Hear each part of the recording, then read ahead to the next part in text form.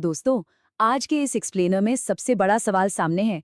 क्या India post GDS third merit list में 95%, 90% या 85% वालों का सिलेक्शन होगा? आज बिल्कुल क्लियर और रियल जानकारी मिलने वाली है। तो चलिए इस रियलिटी चेक की शुरुआत करते हैं। इस समय हर कैंडिडेट के दिमाग में बस यही सवाल गूंज रहा है कि आखिर कट ऑफ कहाँ तक गिरेगा। क्या 95, 90 या फिर 85% वालों को मौका मिलेगा? इसी बेचैनी को खत्म करने के लिए आज इस पूरे प्रोसेस की हकीकत को परत दर परत समझते हैं। तो सबसे पहले बात करते हैं the game of vacant seats, यानी खाली पदों के इस पूरे खेल के बारे में। एक बात बिल्कुल साफ समझ लेनी चाहिए, जीडीएस का सिलेक्शन पूरी तरह से वेकेंट सीट्स पर डिपेंड करता है। इसका सीधा सा गणित है, जितनी ज्यादा सीट्स खाली होंगी थर्ड लिस्ट में सिलेक्शन के चांसेस उतने ही ज्यादा होंगे। यही वो इकलौता फैक्टर है जो मेरिट लिस्ट का पूरा भविष्य तय करता है। अब आते हैं सबसे इम्पॉर्टेंट पार्ट पर, जो है परसेंटेज एनालिसिस। शुरुआत करते हैं टॉप टियर से, यानी उन कैंडिडेट्स की बात जिनका स्कोर 95% के शानदार आंकड़े पर है।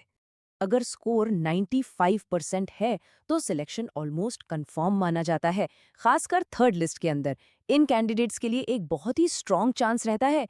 ये जोन काफी हद तक सेफ माना जा सकता है। चलिए अब थोड़ा सा नीचे आते हैं और देखते हैं कि 90% ब्रैकेट वालों का क्या हाल रहने वाला है। यहाँ पे चांसेस काफ़ी अच्छे हैं, लेकिन अब ये पूरी तरह से डिपेंड करेगा स्टेट और कैटेगरी पर। हर राज्य में कंपटीशन अलग होता है ना, इसलिए उम्मीदें तो अच्छी हैं, लेकिन ये हर क्षेत्र के लिए थोड़ी अलग-अलग हो सकती हैं। और अंत में बात करते हैं उन कैंडिडेट्स की जो 85% स्कोर पर बैठे हैं। यहाँ थोड़ी सी कड़वी सच्चाई है। 85% स्कोर के साथ कुछ स्टेट्स में सिलेक्शन बिल्कुल पॉसिबल है, खासकर वहाँ जहाँ कंपटीशन थोड़ा कम होता है। लेकिन हाई कंपटीशन वाले स्टेट्स में ये चांस एकदम से कम हो जाता है। तो यहाँ काफ़ी हद तक राज्य के चयन का खेल है।